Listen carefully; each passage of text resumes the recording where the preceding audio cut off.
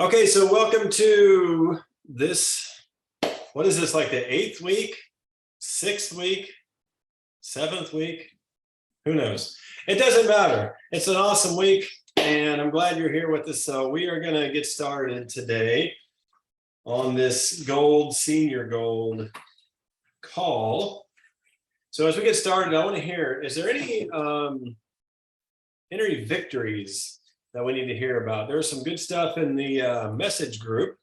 Any victories any of you guys have to share over the last week, or the last 2 weeks, or the last 6, 7 weeks, whatever it is?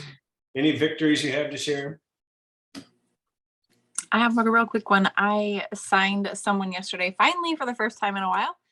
And she is also a mostly Spanish speaking. So I have some learning to do there. I know we talked about that. I think it was Roberta, right, that talked about that several weeks ago. So I need to dig back in. I did find some stuff in the back office. I had sent her the YouTube channel, whatever Hispanic channel, and the Facebook group too. But she did reset welcome pack yesterday. So I'm super excited about that. And she sounds interested in sharing. So that's awesome. Okay, perfect. First off, congratulations. That's awesome. It's awesome when you see the fruit of your labor. Let me ask a couple questions on this. So with what we've been doing, the last 6 weeks or so, you've been working on consistency. We've been working on some mindset stuff. And then when you signed this lady, was it yesterday you signed her? Yeah. So when you signed her yesterday, I'm just curious, did it feel different? Did you feel like you had more confidence? In ways, yes. Because it wasn't about me. It was about her. And to be honest with her, I think the first time we chatted was after my first reset that I did, which was back at the beginning of July. And she had asked me to call her, but she wanted to do it when her son was home because that way he could help her with translating and everything. And I had put that on my calendar as a reminder, and that reminder has literally moved every day since whenever that was in July. So I'm not proud of that because I did know that I needed to follow up with her, and I just let that be something I didn't do. But because I'm doing reset right now, it kind of refreshed that in my mind again. And so I reached back out to her, and it was totally like, if you're interested and you want to do this, let's do it. And if you're not ready, then that's fine. Like that was kind of where I was, different than before, where it wasn't this, like, I have to get her signed up. Like it was really, I just really wanted to be about her. Is she ready? Is she not ready? And then I wasn't hesitant to tell her that if she shares, she can earn some cash and the watch and all those things, but totally left it in her. Yeah, perfect. So I see, that's great. There's a lot of good stuff there that we can all glean from here. First, I guess one thing is, as far as the timing of the follow-up, as far as I'm concerned, it was perfect because she signed up. So, and the thing is, you did follow up. And so, maybe we put it off, maybe there was reasons why we put it off. Maybe we don't know why we put it off. But as far as I'm concerned, it's a victory. It's not a loss. Who knows? Maybe if you contacted her sooner, maybe she wouldn't have signed up. Right. We'll never know, but we'll take the victory because That's right. You did do the follow-up. You did the work and it paid off. Now, one thing was you had talked about, you made it all about her. And I think that this is extremely important. Let me let this. There you go. I think that this is a really important aspect to touch on. When we talk to people and we share Plexus with them, we're not really trying to sell anything to them. We're sharing it with them. Hey, this is what I have to offer. I think it'd be good for you. I think you'd be good for it. Whatever words we choose to use. If you're open to learning more, I'm in. If you're not, it's cool too. that actually, in my opinion, is a position of authority. Because your attitude, your business, your life is not dependent on them saying yes. Will them saying yes help? Well, sure, absolutely it will. Like, but if they say no, you've already laid it out there. You've already given them like, hey, I'm just here to share with you. If this is a great fit, I'd love to talk to you more about it. If it's not a good fit or if it's not a good time, I get it. You know, maybe we'll look at it later. That's a position of authority. That's a position, that's the voice of someone who's in charge, of who's in control of their business, not the voice or not the position of desperation. Do you see the difference? Like that's a huge difference than I'll pay for like your first whole Treclex. Just sign up. It's like it's January 29th. I really need you to sign up. Like that's the position of desperation. And so what you're doing and the wording you're using is a position of authority. If we have a lot of those conversations going on from a position of authority and not a position of desperation, we'll see, I think we'll see changes in our business. And we'll see changes in our own response if they say yes or if they say no. Because then it's like if they say no or no, it's not a good time, it didn't just destroy our business. It's just kind of like, okay, next up, you know, and you move them to the follow-up list, right? So it's, you know, we can't put all of our eggs in one basket. And I think sometimes we do, you know, and whether a person says yes or no, we base our whole business, our whole approach, we'll base everything off of that one conversation. And we can't do that. That's just one conversation. So anyway, several good things there. Is she Spanish speaking? Is she Hispanic? Is she from Mexico? Is she? She is Spanish speaking is her language. And I clarified with her last night because I do know there's different places with different things, but she did say Spanish is her language. So she lives in the US. I'm not exactly sure where she's from. I don't think it's Mexico. I feel like I looked one time. I would have to look again here in a minute, but I don't think it's Mexico. I think it's another, I'm not even sure it's Central America. I feel like it's South America, but yeah, so they and I don't know how long they've been here. I haven't asked any of those questions yet, but Sure. Yep. So no, it's fine. But some of those things are interesting. So if any of us are talking with someone from Mexico or they're a US Hispanic of any sort, whether Mexico, Central America, South America, wherever, the stuff in the back office can really help. Different cultures look at network marketing different than us in the US do. A lot of people in the US look at it from a negative perspective. Other cultures don't. They really like the opportunity. They like the idea of work. They like the idea of a side hustle. They're not afraid of that. So if you're having conversations with them, don't be afraid to bring up the business. Their idea of network marketing and side businesses is way different than the attitude of Americans. So don't be afraid to share that with them. And don't be afraid to share the tools that we have to share with them in the virtual office. We have covered that on this call before. And those are just really great tools that we can share. And there's different groups that we can be plugging them into. That would be all in Spanish. They would be all US Hispanic people on that group. That would be a great tool for them. So let's see, let me go through the chat. We got the chat group is exploding here. Amber says her boss is interested in her reset progress. That's awesome. Is that at the gym? Yeah, see, there you go. Yeah, it is at the gym. And what I had her do is, because of where her office is, I needed like a blank wall. I wanted a better photo than my first reset photos. So I had her take the photos for me, and then I was able to engage her in the conversation. And so that was really cool. And she's like, well, hey, I want to know your progress. Let me know, like, all the things. So I've been keeping her updated, and I don't mind sharing with you guys. Okay. I have been struggling to lose weight, and I feel like this is a huge victory for me.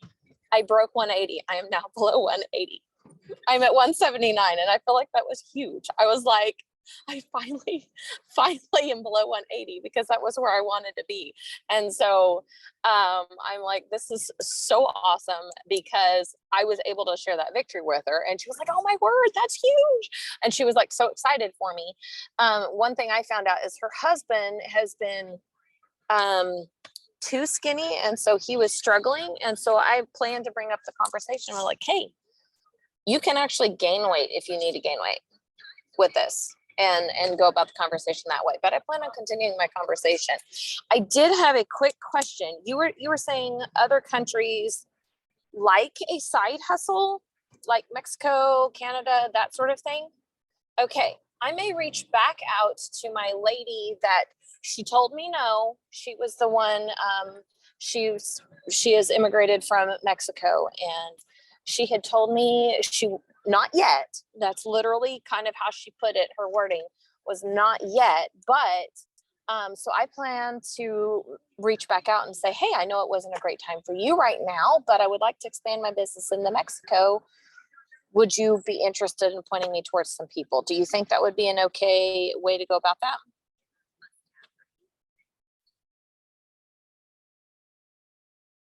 There we go. Couple things. First off, congratulations on the huge victory. That's very exciting. And it's exciting too, because when other people notice, that's huge. And so good for you. That's super exciting. Super happy for you. As far as her husband goes, as far as being unhealthy, like skinny, unhealthy, the triplex and ease can help him a lot. Inflammation can do several different things to your body. And one thing it does is it wrecks the gut, and the gut can wreck the lining of the gut to where people aren't absorbing nutrients. Basically, you eat and it passes through without any absorption whatsoever. So just because a person's skinny doesn't necessarily mean they're healthy.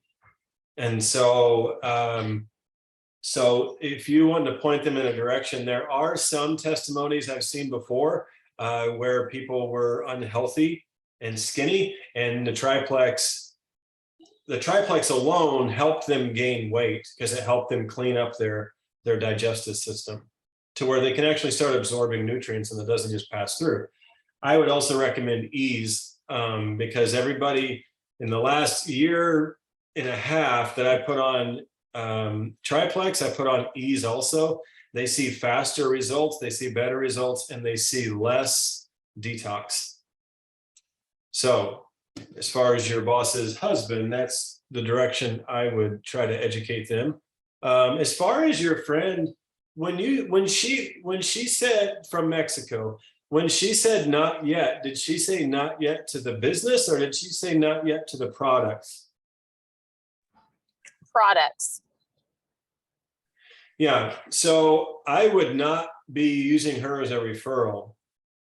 I would be using her as a follow-up. And I'd follow up with the business. Because we in America have not necessarily, maybe somewhat, we've experienced this as on an individual level, but as far as a national level, we haven't really experienced to where you have to have a side hustle, like it's a necessity. And some of these other cultures, they do it because they have to do it.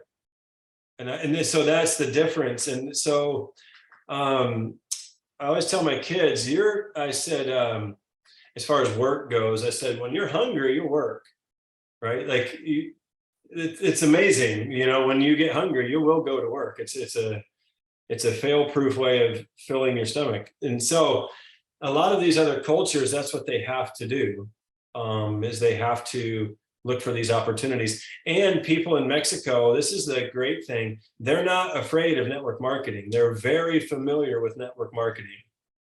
Herbalife is a huge network marketing company. Soccer is a very huge thing in Mexico as well. Herbalife sponsors one of the national soccer teams in Mexico. Like, Mexico is very, very aware of network marketing.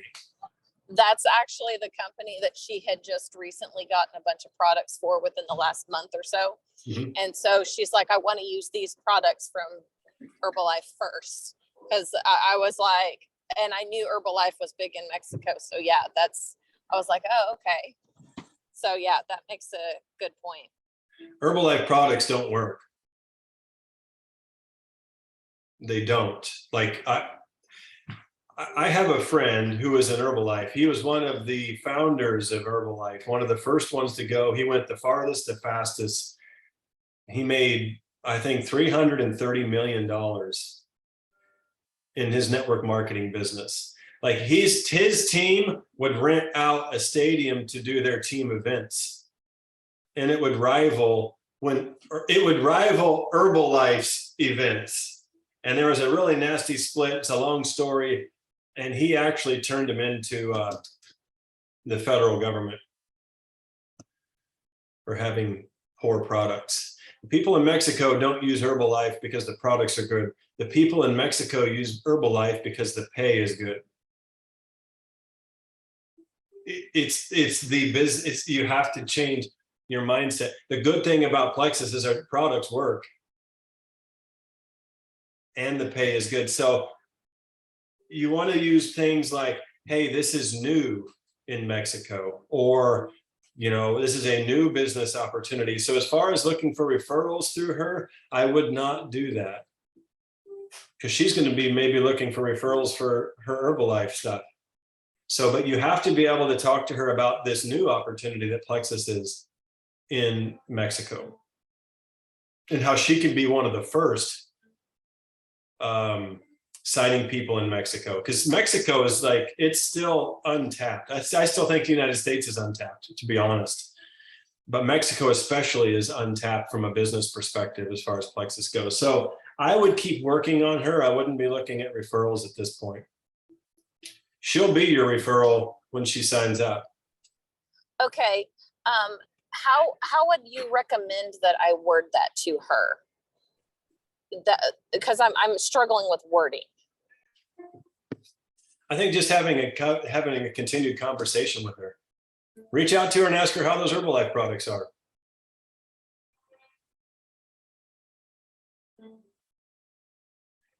The thing is, I'm not afraid. Like, I'm personally not afraid of Herbalife. I'm positive she's taking Herbalife because someone sold her the Herbalife products, but it's a business. It's a business opportunity is what it is. It's not a product life change here.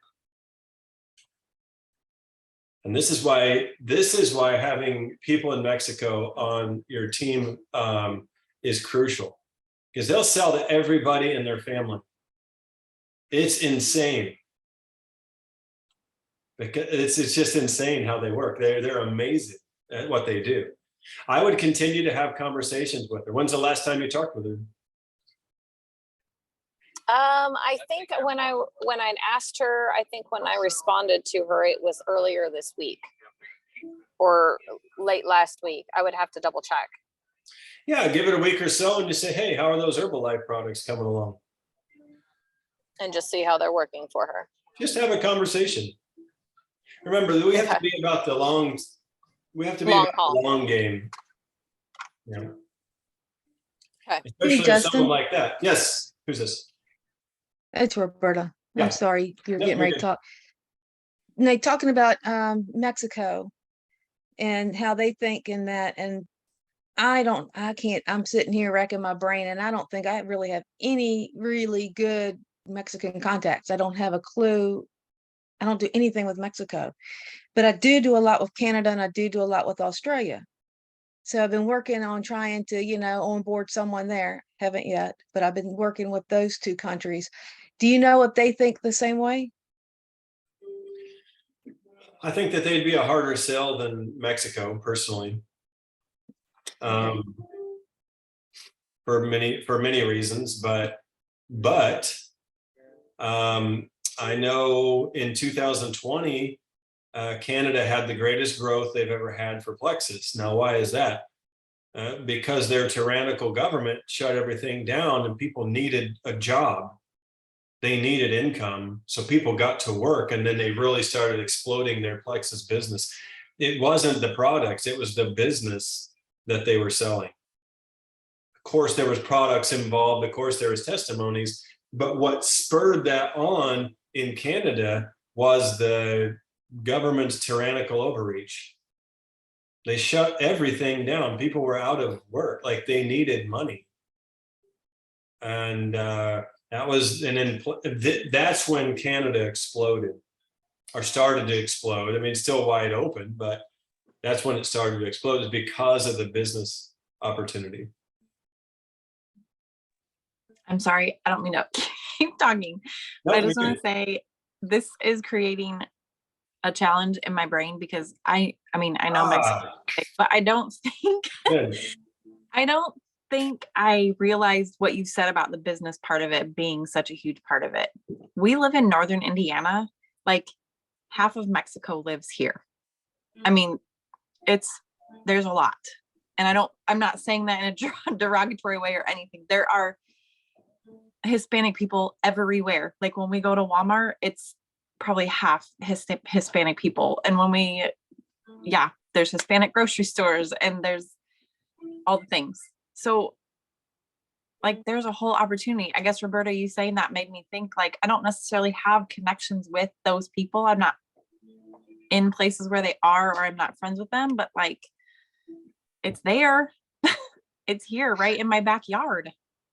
And you're talking that, and I'm sitting here thinking, when you said that it's full of them, and again, not to sound in a negative way, but my husband comes home every night fussing that the owner has sent 20 Mexicans up there for him to try to get to do work.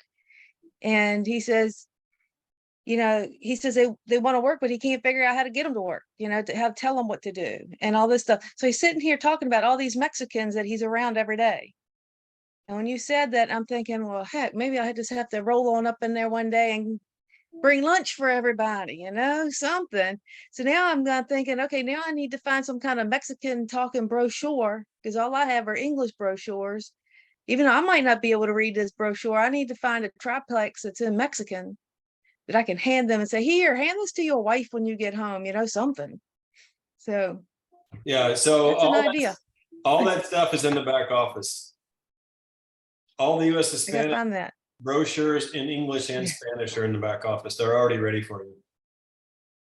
So, yeah, I took Spanish in high school. That was 45 years ago. Yeah. Yeah, I got kicked out of my Spanish class in high school. So anyway, that's a whole nother story for another time. But the thing is, like, you don't have to have contacts in Mexico. Like all the contacts we need in Mexico are right here in the US. It's the US Hispanic market. You know what the greatest source of income for Mexico is? Weed. Nope. I'm just joking. I have no idea. Greatest source of income for Mexico as a country. Is it people here, like Yep. sending stuff back home? Yep, absolutely. They're absolutely connected to their family members back home. The Mexican culture is an amazing culture. I love the Mexican culture. If I could get Megan to move out of here and we could move to Mexico, I'd be gone this afternoon. I'd leave someone in charge of taking care of my goats probably while I was gone. But I love the Mexican culture. Their culture is incredible. And the ones that come here, they ship so much money back to their family members. Because you have to remember, $1 in the United States is like 20 pesos roughly in Mexico. And so that's the greatest source of income coming into Mexico, is from Mexican workers, US Hispanic workers here in the United States. So they're absolutely connected to their family members still back home. And they have a real sense of duty of caring for their family. I applaud that.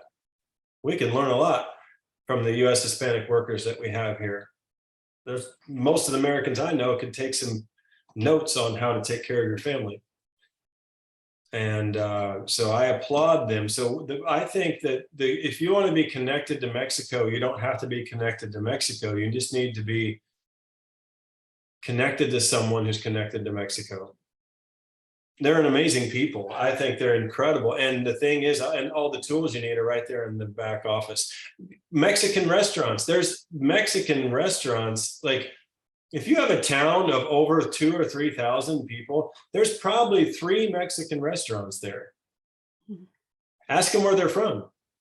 Just start having conversations with, hey, where in Mexico is your family from?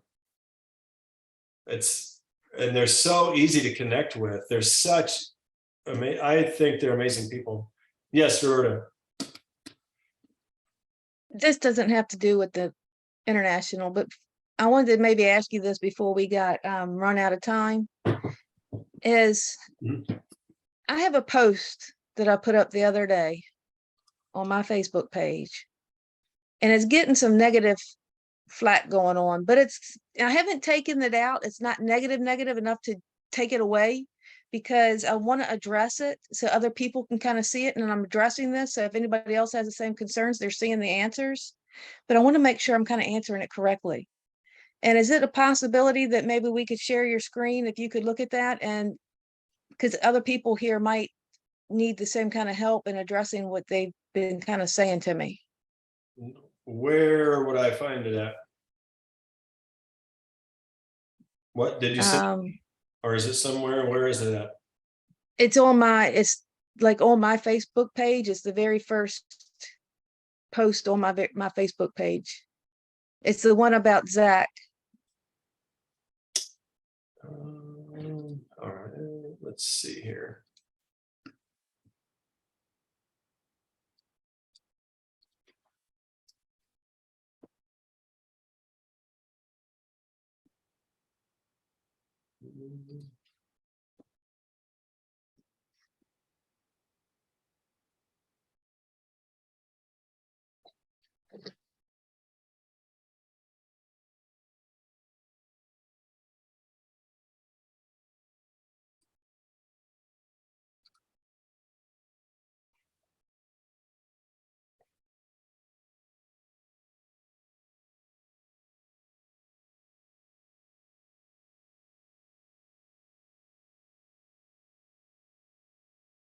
Can you guys see this?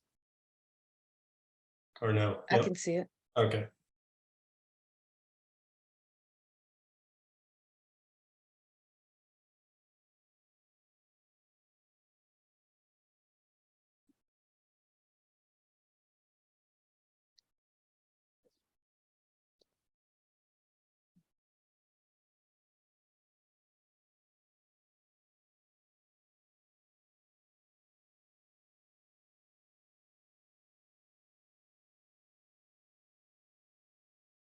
Let me get there.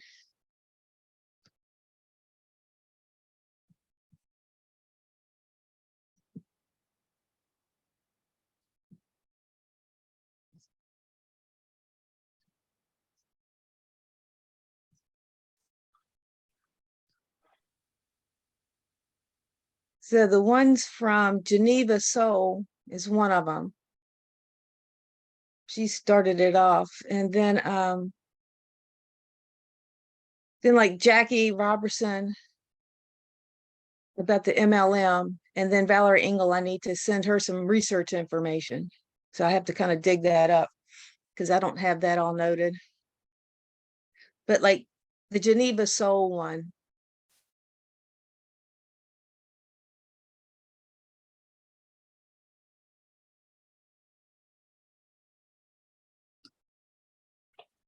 Geneva Soul, is this for real? The ad reads like a joke, dropped out of college. I mean, it is a lot to take in. There's a lot going on there. all those things are true. We know the Slavins personally. So, but it is, I mean, it's, the thing is about Plexus and about these things and the possibilities of Plexus is it's very outside the box. Like this isn't typical, like, you know, when Megan and I are talking to people like, so what do you do? Like, you know, they think, I don't know what they think, I'm a drug dealer or something. Like I kind of, you know, I don't know, because it's very outside the box. Network marketing is very much outside the box. And the opportunity that comes, the business opportunity, this like for the Slavins, for example, you did this post on Zach Slavin. His mom's a diamond, his dad's a diamond, and he's a sapphire, soon to be diamond. Like they're killing it. I don't know how much Zach actually does, but his mom has done a great job working for him up to this point. However, he still has a like she said, the first comment about Catherine, about, you know, about dropping out of college. I did not know if that was supposed to be snarky or if that was a good thing. So I just doesn't put check matter. mark. Yep. And I went from there because I kind of thought it was a little on the snarky side, but I didn't want to address that. Yeah, when you're talking about, especially right now with the way college and things is viewed, and some people getting bailed out and some people not getting bailed out of college loans, right now that's kind of a hot button topic. So I try to steer clear from hot button topics unless I actually have time to have the conversation. Because if you share something like that, that is can be a hot button topic recently, because my thought, like if I was going to share anything that had to do with college, it would be about how the college students are actually getting ripped off and the government's bailing out the banks that loaned them the money, not the student. It's a bank bailout. It's not a student loan bailout. So anyway, that's a whole nother thing. But if I posted that, about 50% of the people would like it and about 50% of the people would probably hate it. So, I mean, you posted this at a time where college and that, so there's a spotlight on that right now with college bailouts, so college loan bailouts. So I don't know, you're probably going to have half the people probably aren't going to like it. So I mean, it's just part of it. There are a couple things as far as we can learn, I think, from Zach. Like my responses, Huh? like how I responded. No, Did I respond bad or should I mean, I think I think personally, some of the posts seems fairly negative. There's one thing he says here I am not being tied to a horrible schedule or crappy workplace with a picture of him at his workplace. I try to stay away from stuff like that because that just alienates all those people that are still working at that crappy workplace. So I try personally to stay away from comments like that because those people are part of your network. And okay. you probably want to be reaching out to them, not alienating them. But he's young, he's 18, he's 19. Of course, he's gonna, you know, he's learning a lot.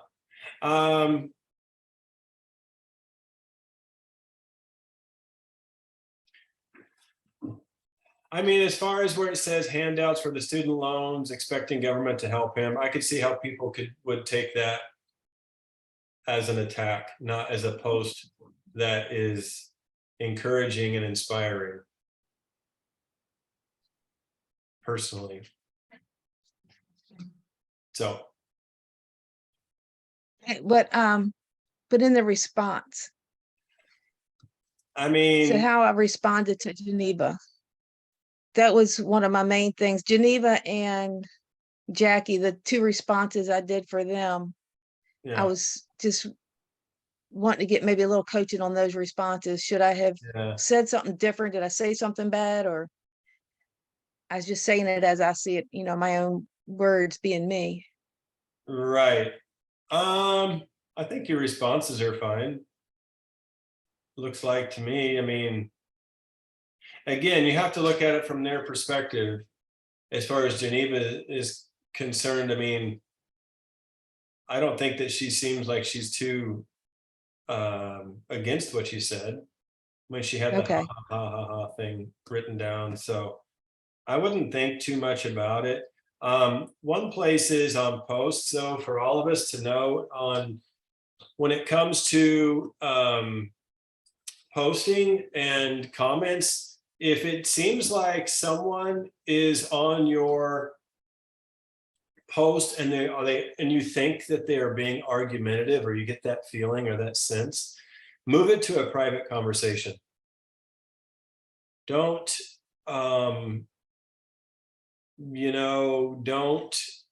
don't use your wall or your post or the comments in there as an argumentative platform. If you feel like a conversation is going that way, I would move it to a private conversation, phone call, or something along those lines. So, but yeah, the Slavens are killing it. I mean, Okay. it's amazing. Do you feel I should take that whole post down, or What do you think? What do you feel? Do you feel like the responses were positive and helping your business or not? Well, it got a lot of traction.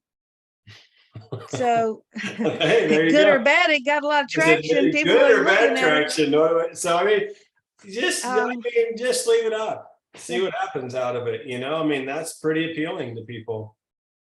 So I think, I don't know. Yeah.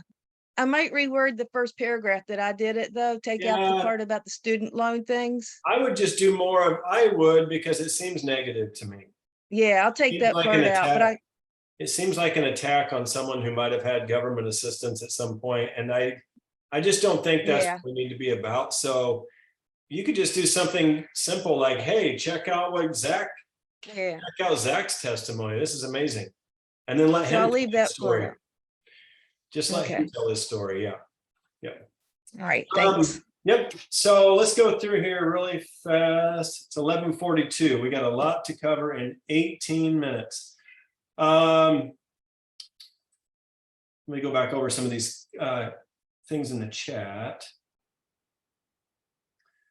Okay, Alicia, her sister-in-law signed up. Extended family has been not so kind about Plexus. Welcome to the crowd. You're not the only one. We've been run down. We're still run down. I don't get it, but they're small people. I can't help it. The funny thing, I'll just share this really quick. The funny thing is they never had a problem. The family members that we've had issues with never had a problem with us doing Plexus until our salary eclipsed the salary of that doctor. Then we were attacked. As long as we were below their salary or what they thought, because we never told them what our salary is. They had no clue. But as soon as we got up to that doctor's salary or above, that's when the attacks came, which is really interesting to me. So it feels good to have someone from my family give this a try with me. It does. It's always best to have someone we love and someone, just someone to do it with. It's always better together. And so I agree. So congratulations to you. We are taking the pig to butcher, so on the road, may not be able to talk. Okay. My family has not been supportive. Okay.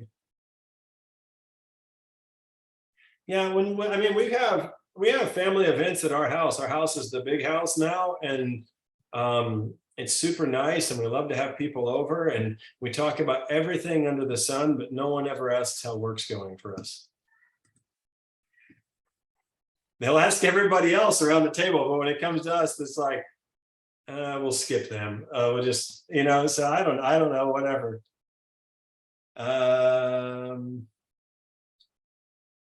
So Roberta won $50, nice. Adding one, getting on the Tuesday call, perfect. We went over some of the posts. I need that wording, Justin. I keep sounding desperate. Okay, Amber, where are you at?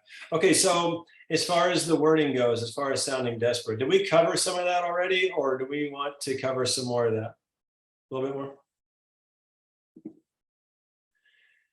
So So as far as the wording goes, as far as being desperate, we talked about from a position of authority rather than a position of desperation. I think the key was that Jessica was talking about was really approaching it from how can I help this person rather than I need them on my team so I can earn A, B, C, D, whatever. Really, the approach was right. It was her perspective. And when our perspective changes, it changes our words. When we really want to, like, how can I help this person today? Like, if that is our mindset going into a conversation, our words will change. If it's, oh, I need to hurry up and sign this person so I can earn my watch. Okay, I get it. Okay, I get the last minute thing. I've done it, right? I signed up one of my kids once. I think he was like 11. Like, so I get it, right? But that was a long time ago. I've repented. I haven't done that in a long time. No judgment, people. So the thing is, I better be careful. I'm going to be on stage and probably say that sometime to probably get kicked out of Plexus. Anyway, I think it has to do with perspective. There's a book. Oh, I got to look at my library here. Have you ever heard of Zig Ziglar? You guys ever heard of Zig? Old Zig, he was a faithful Methodist who went on to be with the Lord. But he had an amazing verse, an amazing quote. And I think, and it says this, I'll put it in the chat. It says, you can have everything in life you want if you will just help enough other people get what they want. I'll read that again and I'll put it in the chat. This is a perspective change. When I read this, it changed my perspective in light of how I approach people with Plexus. You can have everything in life you want if you will just help enough other people get what they want. And I think that is in line with what the scripture says when the greatest among you will be your servant. You want to be better at something, serve more people in that area. This is how business works. Why is Starbucks it's super successful? Or Coca-Cola or Apple or whoever, pick whatever company you want to pick, because they serve more people than the competition. This is really practical. It's not spiritual. This is like super practical stuff. You want to get better, serve more people. Why is Brooke Hemingway so good in Plexus? Because she serves more people than everybody else. It's really not much difficult. So I'll write this down. You can have everything in life you want if you will just help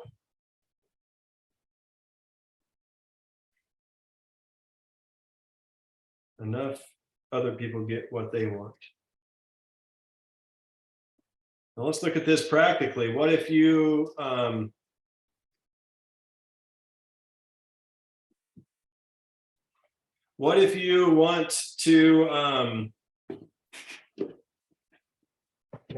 to go Ruby? That's your goal. I'm going to go Ruby. I mean, it's a great goal. It takes 500 points to get there, right? But what if you just go and help 100 people? Same result. Perspective change. You're not looking for 500 points. You're looking for 100 people to help. Same result. Attitude's different. Your approach is different, which it'll change your words. So I think finding ways to serve people. And if you're a praying person and you want to pray about your Plexus business, let that be a prayer. Who can I serve today? So anyway, I think that will help with that. Let's see, I don't have any kids, just animals. Can I sign the animals up? Yes, now you can, because we don't need social security numbers any longer. So probably, maybe, I don't know. That is not business advice either. That is not professional advice. We can do several other things before we start signing up the dogs and cats. If you get to that point where you're, then call me, we'll figure something else out. Okay, Alicia Seam. Okay, we talked about Mexico a little bit, talked about Canada. Yes, Australia is the same way. They were shut down with a tyrannical government as well. Probably another shutdown coming is my guess. Probably before November. That's just my speculation. Who knows? Carissa says her 9-year-old asks her nearly every day who else has joined her Plexus team, her biggest cheerleader. Man, if you got that in your corner, that's all you need. That's enough to keep you going right there. So that's good stuff. Emily Gibson. Yeah, anything by Emily Gibson is good. She's solid. Okay, let's cover a couple different things really fast. One thing, I got a message the other day. We got about 10 minutes left. I got to go back to our chat thread.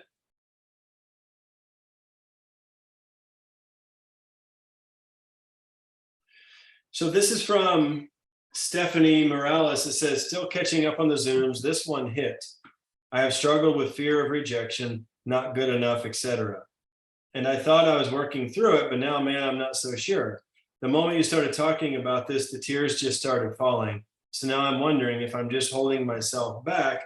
How have you processed through this? Great question. And the answer is I'm still processing through these things. I still deal with this stuff, guys. I still feel I still deal with fear of rejection. I'm not over it. But I've gotten over it several times. And I just keep trying, I just keep getting over it. So how do I process this stuff? It depends. Some days are easier than others, right? And one way that's helped me to process this is I have a coach who's a friend. I'm supposed to talk to him today, actually, this afternoon. You mentioned a couple things, is you struggle with fear of rejection and not being good enough, right? I have to write notes while I'm talking, but fear of rejection and not being good enough.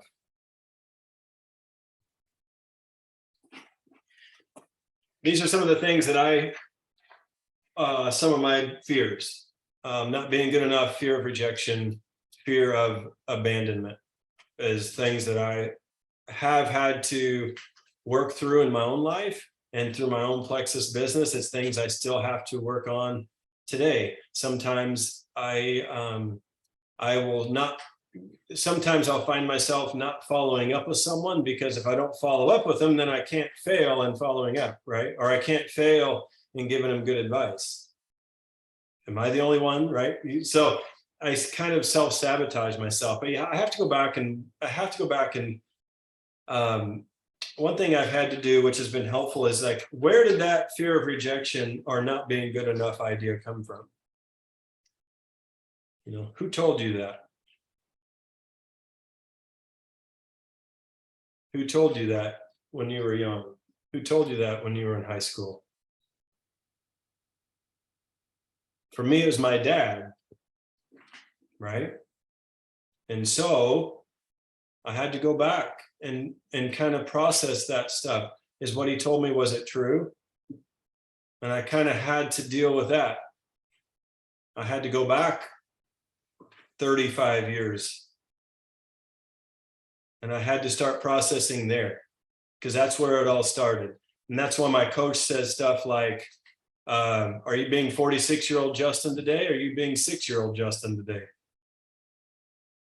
And he has to remind me, like, hey, we dealt with that.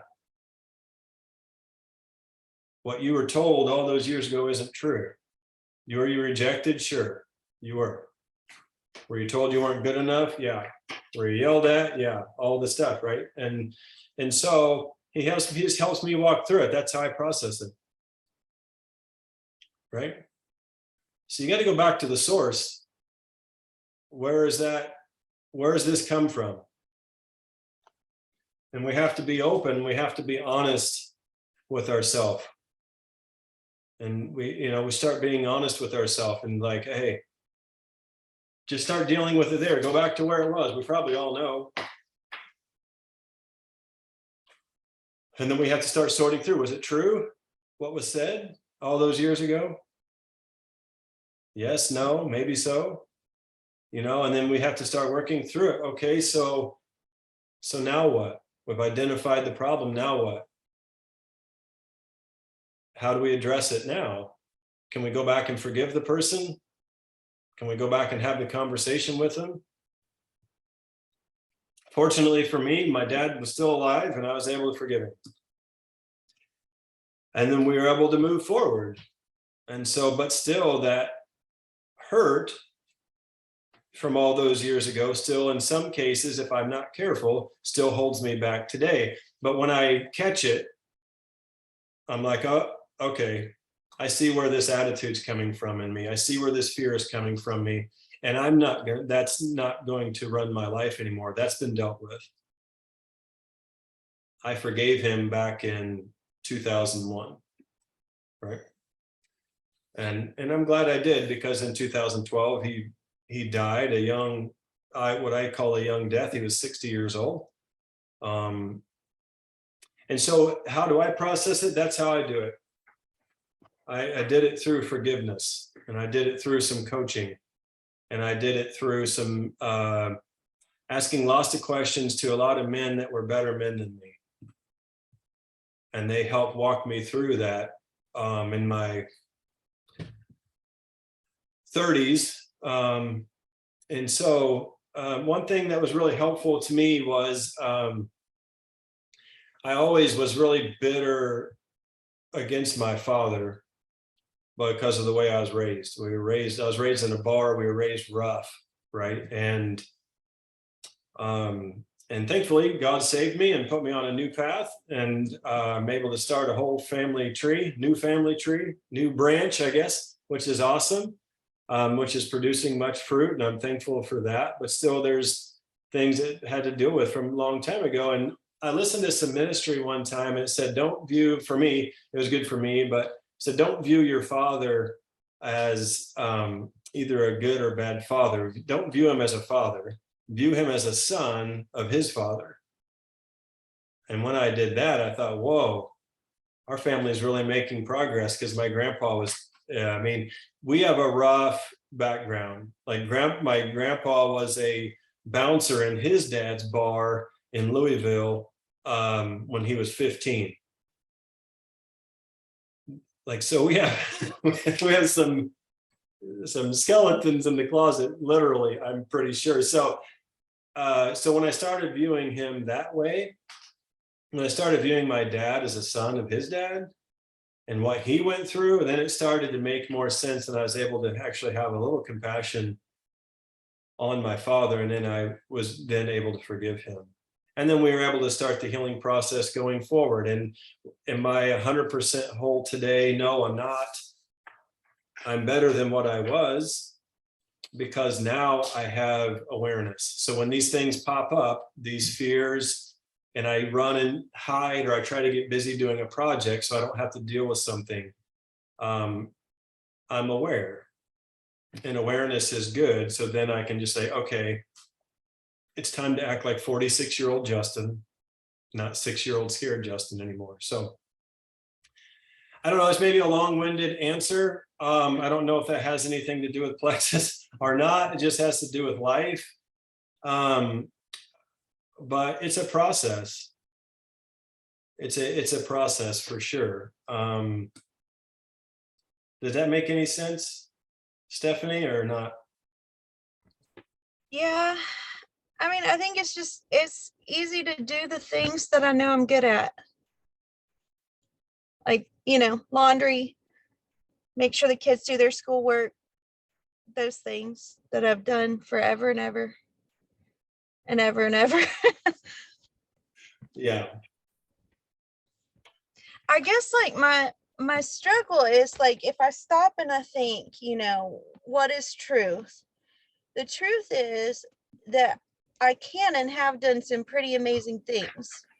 But for whatever reason, there are still like areas in my life that I'm not very strong in. Like, I'll just give a crazy example. I was asking my husband the other day, and I was like, when you look at me, do you see me as like a leader or a follower? And he was like, well, you're not a follower because you're not afraid to speak your mind. But he goes, but you're not exactly a leader either because you can never make up your mind. He's like, you've got to start making decisions. And I'm like, that's very true. Like, I would rather let anybody else make the decision because it keeps the peace. And I can be very flexible. Like, I can do almost anything as long as it's not like sin and evil. I can go with it. So I'm just like, man, that's something that I have to grow through, because that's probably part of what's keeping me back, is that I just can't just do something. And I'm thinking the reason that I'm probably just that way is because all through growing up, if I made a decision, it didn't matter what decision I made, it was the wrong decision. Right. And so now I'm like, okay, well, now how do I move past that? Like, I forgave my dad years ago. My mom's crazy and I'm okay with that. I just do the best I can.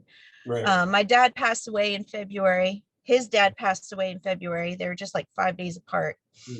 So like, that's like can't happen. There's no conversations there that can happen. And I've kind of accepted that years ago. My dad's just not a talker. And, that was between him and God. I do believe my dad's saved, and I'm thankful for that. But beyond like, forgiving him, like now I'm in the place where I have to figure out how can I move forward and how can I teach myself to be braver and be more confident and do different things. Well, I think the key is making a decision. Right? You have to make a decision like, okay, I'm deciding today, I'm going to make a decision. And I think, and this is good because this is why I can be very indecisive. And so, but we have to start making decisions. I know it sounds simple, but Right. just make a decision and then stick with it. Like I was drinking this, I'm reading this, actually there's two things. One, we made some juice this morning. It was the worst juice I've ever had. But I had made a decision to drink the juice. I drank it anyway. I didn't like it, but I drank it. And I'm reading this book at night before I go to bed. And it's the worst book I've ever read in my life. I hate it. Right? But I made a decision. I'm going to read this book. And I'm sticking with the decision I made. And I think the problem is with not making a decision on stuff. We don't make a decision a lot of times because we're afraid to fail. So we just don't decide at all, or we end up doing nothing. But what's the result of that? Well, the result is failure because we didn't do anything. Like, at least give yourself a chance, right? At least give yourself a shot by doing something. You don't have to make all the decisions today. Just make a decision.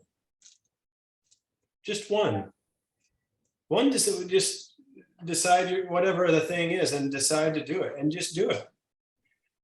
And then just build on that. Maybe do the same thing. Maybe decide to do that same thing tomorrow. Maybe it's not a bunch of things. Maybe it's just one thing that you need to decide to do every day for a week or 2 weeks or a month. And then just build on that. That would be amazing. That would be amazing growth in my opinion. You deserve to make some decisions. I think I do sometimes. It's just, I guess I'm more thinking like in lines of like, I guess plexus, I really need to figure out what's holding me back there. And it's like I can see times in my life where I've made decisions like, somebody tells me I can't teach myself to knit a coat. I knit a coat in 6 months. Like, I can be very stubborn. I can make a decision, homeschooling my kids. My mom sucked at homeschooling us and I love her to pieces, but she just sucked at it big time. Like, I'm the only one out of 10 kids that graduated. And that was because I put myself through the last 2 years of high school. So like, and here I am, a homeschool mom. And our oldest is 17 in UF for microbiology, which is amazing because I get to hear all the science behind plexus now. And she's like, Mom, you were right. And I'm like, I know I was right, but go ahead, tell me how I was right. So it's like, I know, like, I can do that. And I did it completely different. Like if somebody were to say, hey, Stephanie, how did you homeschool? I'm like, you're not going to like it because I didn't do it traditional. I just did it my way because I felt that was the right way and it was my kids, so I could do that. And I So was you are a praying the whole leader. time it worked. In some sense, yes, I am in some areas. I think I just need to figure it out in plexus. Mhm. I need to figure out how to tell other people, like how to bring people into my network and then show them that I am a leader, not be so scared. You know Because how I know you, it works. I just need to make Right. it work for me. so you're just finding your own way of doing it. Yeah. But in the meantime, while you're finding your own way to do it, what are you doing? Well, the past 2 months don't count. Okay, I fair was enough. consistent in my posting every day. I was in my stories mostly. And I probably wasn't reaching out a whole lot. My reach outs were pretty sporadic, but if something hit me, I definitely reached out and I kept up with my people. Mhm. But I was like, I think one of the areas that I've been learning, and I think God's been trying to drill it into my head too, because it's been in like devotions and in sermons at church even. And it's like doing your work for God, like not for anybody else, not even for yourself, like, but you're doing your best to show Christ to others. Mhm. And so I'm like, okay, so I have to figure out how to do that in the extra crazy life. Like right now, I'm living in my brother's mother-in-law's suite behind my brother's house. We did not plan that. It's been a series of unfortunate events, but like I can't just pause life because life's crazy. So I have to figure out how to do it and keep going. Right. Read, I put it in the notes. I was reading this to my family this morning at breakfast. We're actually reading through the book of James as a family in the morning, but last night I was up and just had a lot of things on my mind. I couldn't sleep and I was starting to get anxious. Anxiety is something that I struggled with for years. I really don't struggle with it anymore. But last night I found myself getting really anxious, just thinking about my kids getting older and grandkids and who are they going to marry and oh my gosh, stuff. And for whatever reason, my mind was just flooded with all these things last night.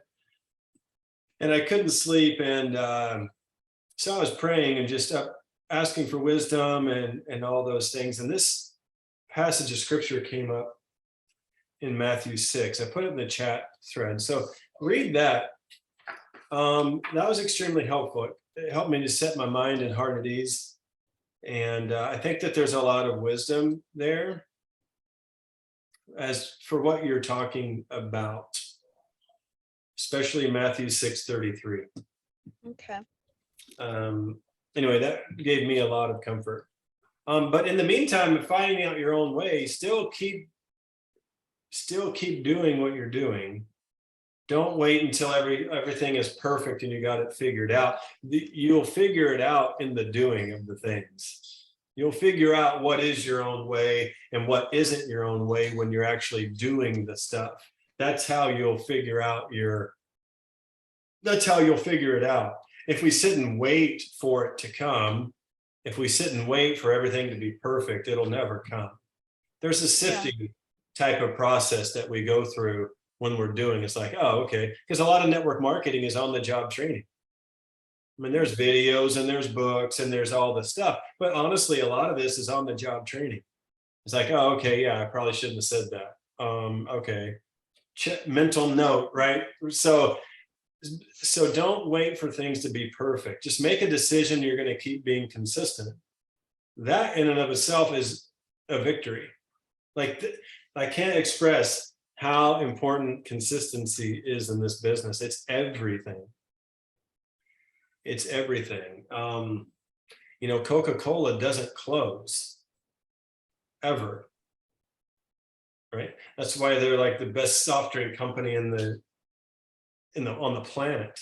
Right? They're consistent. They're always open. So as you're sifting through how to do your own thing, just keep doing your own thing. You know, and you'll figure it out. That's how you do it, in my opinion. So hopefully that makes sense. Okay, Roberta went to bed. We got to get off here, but Roberta went to bed with 56 points and woke up with 46. That's going the wrong direction.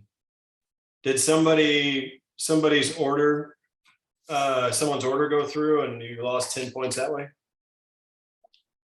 2 people. One of them returned stuff, and the other one, she dropped out last month, but it didn't register for last month, so it registered for this month. So I was thinking it was going to be 12. I didn't expect the one to go, but so anyways, it was only 10, so I'm not sure where that came from, but I looked and it was those 2 people. Yep. So it drives me crazy. I think I'm getting somewhere and I'm sliding back. I'm a long way from my highest points was 137 one time. And I'm not near that. I have maintained my 100 points every month. Somehow along the lines, I'm scooting that out, but phew, it has been rough.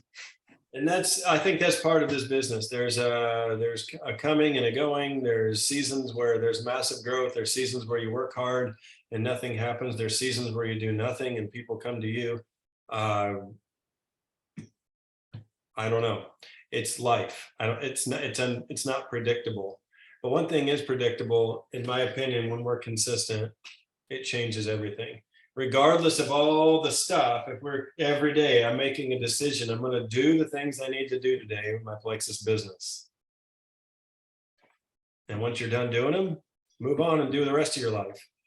But the next day you get up, I'm going to do the things I need to do in my Plexus business today.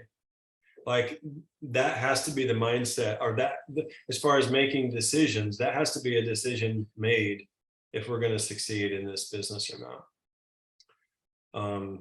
One more. Yep. I'm excited and scared all at the same time. I'm setting up my first booth Saturday morning. So Perfect. one of my level 1s and myself, and I am not a morning person, people, and I've got to be at her house and ready to pull out of her house at 5 o'clock in the morning. Nuts. I'm gonna have to get up at 4 o'clock in the morning for this. That is unseen. But so yeah, keep me in your prayers that we do well with that. Yeah, just drink about 3 actives and then you can just give a testimony there at the booth while you're running around. Exactly. You can give a testimony. Hey, one thing about those booths real quick, and then we got to go, but when you're doing those booths, the people that come through, you may get something there. You may have better luck with the people running the other booths, because those are business people. A lot of the people will go to those expos for free stuff. Like, they're professionals. They have a role with their name and address and contact information on stickers, and they'll put it on your notebook. Like, they're ready for the free thing. Oh my God. It's insane.